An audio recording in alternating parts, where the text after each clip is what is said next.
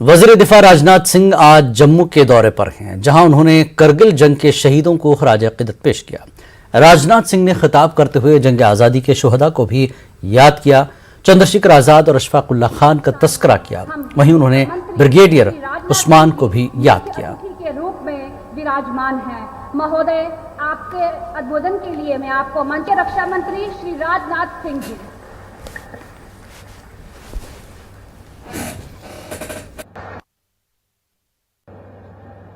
आजादी की लड़ाई जो हम लड़ रहे थे, यही राष्ट्रीय स्वाभिमान की भावना थी कि चंद्रशेखर आजाद, सरदार भगत सिंह, खुदीराम बोस और अशफाक़ उल्लाह खान जैसे नौजवानों को हंसते हंसते फांसी के फंदे को चूम लेने की प्रेरणा दी। मैं आपको याद दिलाना चाहता हूं, चंद्रशेखर आजाद की यही इलाहाबाद का कंपनी गार्डन उत्तर प्रदेश में अंग्रेज जब उनके ऊपर गोलियां चला रहे थे और जब उनके रिवॉल्वर में अंतिम गोली शेष बची, तब उनके मन में यह विचार आया कि मैं अब अंग्रेजों की गोलियों से नहीं शहीद होना चाहूंगा। यदि मैं शहीद होना चाहूंगा तो अपनी ही गोली से शहीद होना चाहूंगा। तो अपनी रिवॉल्वर की गोलियों से अपने अंग्रेज दुश्मनों को भूनते भूनते रिवॉल्वर की अंतिम गोली अपने सीने में दाग लेने का काम किया था, वह चंद्रशेखर आजाद ने किया था। बहनों भाइयों, वह राष्ट्रीय स्वाभिमान की एक प्रबल भावना थी जिसने की अपनी शहादत देने की प्रेरणा उन्हें दी थी। मैं याद करना चाहता हूं अशफाक़ उल्लाह खान को। 21 साल की जवानी थी, मां कहती थी बेटा जवान हो गया है, शादी कर ले, बहू ला, मैं बूढ़ी हो गई हूं, मेरी देखभाल करेगी, मेरी परवरिश करेगी। लेकिन अशफाक़ उल्लाह के दिल में तो आजादी हासिल करने की दीवानगी थी, मुस्कुराकर मां के आग्रह को टाल देता था। लेकिन जब अंग्रेजों की हत्या करने के मामले में उसे फांसी के तख्त पर ले जाया गया तो मजिस्ट्रेट ने पूछा, बोलो अशफाक़ उल्लाह, तुम्हारी अंतिम मुराद क्या है? जो भी तुम्हारी अंतिम मुराद होगी, यह संदेश तुम्हारी मां तक पहुंचा दिया जाएगा। बहादुर राष्ट्रीय स्वाभिमान के धनी अशफाक़ उल्लाह खान ने उसी फांसी के तख्त पर खड़े होकर कहा, ऐ मजिस्ट्रेट, जाकर मेरी मां तक यह संदेश पहुंचा दो कि तुम्हारा बेटा अशफाक़ उल्लाह आज फांसी के तख्त पर खड़े होकर अपनी शहादत देने जा रहा है, अपनी शादी रचाने जा रहा है। मजिस्ट्रेट ने पूछा, क्या अशफाक़ उल्लाह तुम पागल हो गए हो? फांसी के तख्त पर खड़े होकर कहां है वह लड़की जिस लड़की के साथ फांसी के तख्त पर खड़े होकर तुम शादी रचाने जा रहे हो? तो अशफाक़ उल्लाह ने कहा, ये मजिस्ट्रेट, क्या तुम अंधे हो गए हो? क्या तुझे दिखाई नहीं देता? यह फांसी का फंदा, यही वह हमारी महबूबा है जिसे आज मैं अपने गले से लगाने जा रहा हूं, जिसके साथ मैं शादी रचाने जा रहा हूं। और उन्होंने संकल्प लिया था, जब तक झंगड़ पर भारत का झंडा नहीं फहरा लूंगा तब तक मैं पलंग पर नहीं सोऊंगा। यह संकल्प लेने वाला भी कोई था तो वह ब्रिगेडियर उस्मान थे। बहनों भाई, यहीं पर मुझे याद आ जाती है महाराणा प्रताप की। महाराणा प्रताप ने भी यह संकल्प लिया था कि जब तक मेवाड़ को मैं आजादी नहीं दिला लूंगा तब तक मैं पलंग के ऊपर नहीं सोऊंगा। वैसा ही संकल्प ब्रिगेडियर उस्मान ने भी लिया, जब तक झंगड़ के ऊपर भारत का झंडा नहीं फहरा लूंगा तब तक मैं पलंग पर मैं नहीं सोऊंगा। यह ब्रिगेडियर उस्मान का यह संकल्प था। दिल्ली में मंकी पॉक्स का पहला केस सामने आया है। दिल्ली का एक 31 साला रिहायशी मुतासर पाया गया है। यह शख्स दिल्ली के मौलाना आजाद मेडिकल कॉलेज में दाखिल है। 2 रोज कबल बुखार और खारिश की शिकायत हुई, जिसके बाद उसे दाखिल कराया गया।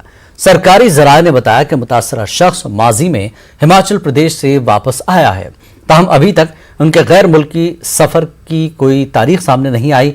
भारत में अब तक मंकी पॉक्स के 4 केस रिपोर्ट हुए हैं, जिनमें से 3 केरल से हैं।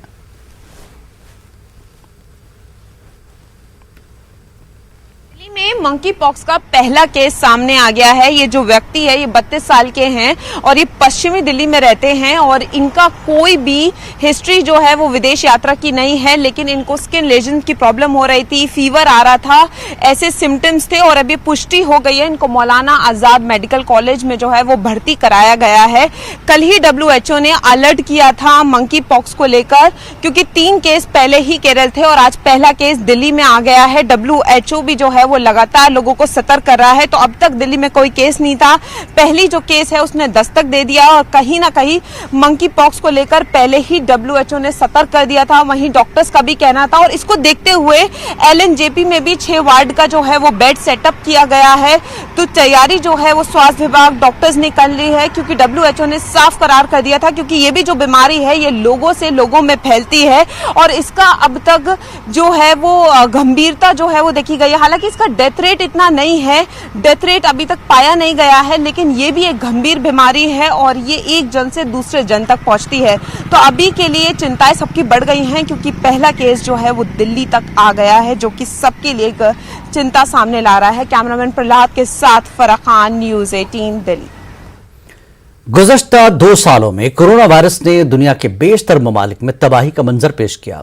कई ममालिक अब भी इस वायरस से निकलने की कोशिश कर रहे हैं। इसी बीच मंकी पॉक्स के बढ़ते हुए केसेस ने दुनिया भर में मजीद तशवीश पैदा कर दी। दुनिया के कई ममालिक में मंकी पॉक्स के केसेस इन दिनों बहुत तेजी से बढ़ रहे हैं। आलमी इदारा सेहत ने कोरोना के बाद मंकी पॉक्स को आलमी हेल्थ इमरजेंसी करार दिया है।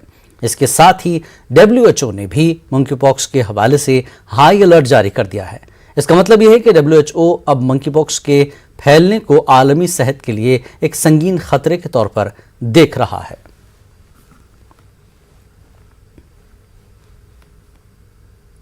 अग्निपथ स्कीम पर राहुल गांधी ने ट्वीट करते हुए वज़ीर-ए-आज़म नरेंद्र मोदी पर निशाना साधा। उन्होंने कहा कि हर साल 60,000 फौजी रिटायर होते हैं, जिनमें से सिर्फ 3,000 को सरकारी नौकरी मिल रही है। 4 साला कॉन्ट्रैक्ट पर रिटायर होने वाले हजारों अग्निवीरों का मुस्तकबिल क्या होगा। वज़ीर-ए-आज़म की इस स्कीम से मुल्क की सलामती और नौजवानों का मुस्तकबिल दोनों खतरे में पड़ गए हैं।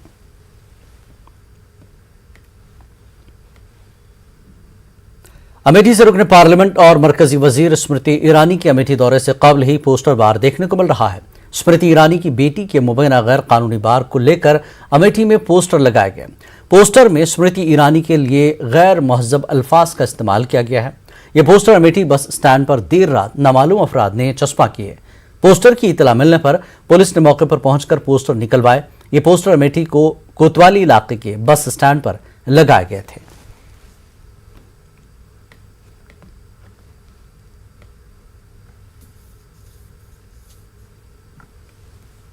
शिवसेना पर दावा को लेकर महाराष्ट्र में उद्धव ठाकरे कैंप और एकनाथ शिंदे ग्रुप के दरमियान जंग जारी है।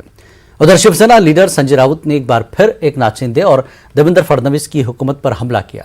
उन्होंने कहा कि उद्धव ठाकरे के बगैर शिवसेना के बारे में कोई सोच भी नहीं सकता। हमारी आवाज को दबाने की कोशिश न करें, हम खामोश नहीं रहने वाले हैं। हमारे प्रिय मित्र देवेंद्र जी का कि हमने कैसे दगाबाजी की, शिवसेना ने क्या किया, ये नहीं किया, वो नहीं किया, इसलिए हमने ये शिवसेना की सरकार। कौन सी शिवसेना? ठाकरे जी के बगैर शिवसेना बन सकती है क्या? बाला साहब ठाकरे जी के बगैर, उद्धव ठाकरे जी के बगैर आप ये देश सोच भी सकता है शिवसेना? आप किसको खत्म करना चाहते हो? इसलिए मैंने ट्वीट किया है कि आप कैसे झूठ बोल रहे थे। आपने कहा है उस वक्त 2019 में पावर शेयरिंग 50-50, पदों का भी बंटवारा 50-50, उसमें मुख्यमंत्री पद भी है। बाद में आपने पलटी मारी है, यह आपने आज मैंने बताया है। आप कितने झूठ बोल रहे हो। और लाउड स्पीकर बंद करो, आपकी जो लाउड स्पीकर नहीं है, अपनी तो पुंगी है। लाउड स्पीकर शिवसेना का है, बजेगा चलेगा, चाहे आप कितनी भी कोशिश करो हमारा आवाज दबाने की, वो चलता रहेगा। दिल्ली के वज़ीर आला अरविंद केजरीवाल ने कहा है कि दिल्ली को वो फूड कैपिटल इंडिया बनाने की तरफ काम करेंगे। जितने भी दिल्ली में फूड हब्स हैं उन्हें और बेहतर बनाया जाएगा। फिलहाल 2 हब्स को मुंतखब किया गया है। फूड कैपिटल ऑफ इंडिया वैसे तो कहा जाता है, लेकिन इसको अच्छे तरीके से इसको आगे इस कॉन्सेप्ट को हम ले जाने का हमने प्लान बनाया है। दिल्ली के जितने फूड हब्स हैं उन फूड हब्स को डेवलप किया जाएगा। कोई ऐसा है जहाँ पे तिब्बतन खाना अच्छा मिलता है, कहीं ऐसा है जहाँ चाइनीज़ खाना अच्छा मिलता है, कहीं ऐसा है जहाँ पंजाबी खाना अच्छा मिलता है, कहीं ऐसा है जहाँ, और कई सारे ऐसे हैं जहाँ पे हर तरह का खाना मिलता है। फूड हब्स हैं दिल्ली के अंदर। इन फूड हब्स को डेवलप करने का हमारा प्लान है। इन फूड हब्स के अंदर एक तो फिजिकल इंफ्रास्ट्रक्चर ठीक करेंगे, वहाँ का सड़कें, बिजली, पानी, सफाई, वो सारी चीज़ें ठीक करेंगे। दूसरा, उस फूड हब के अंदर फूड सेफ्टी का हम पूरा इंतजाम करेंगे, ताकि जो फूड सेफ्टी और हाइजीन की जो गाइडलाइंस हैं उनको सभी लोग फॉलो करें। इसका सख्ती के साथ इम्प्लीमेंटेशन किया जाएगा। ये 2 फूड हब्स पहले फेज के लिए आइडेंटिफाई किए गए हैं, मजनू का टीला और दूसरा है चांदनी चौक। चांदनी चौक में आसपास काफ़ी ऐसा है जो कि फूड हब वहाँ पे बनाया जाएगा। अब हम एक डिज़ाइन कंपटीशन करवाएंगे जिसमें देश की सबसे मशहूर आर्किटेक्चर फर्म्स को इनवाइट किया जाएगा कि आप अपना डिज़ाइन दीजिए कि इन दोनों मार्केट्स को कैसे डेवलप किया जाए।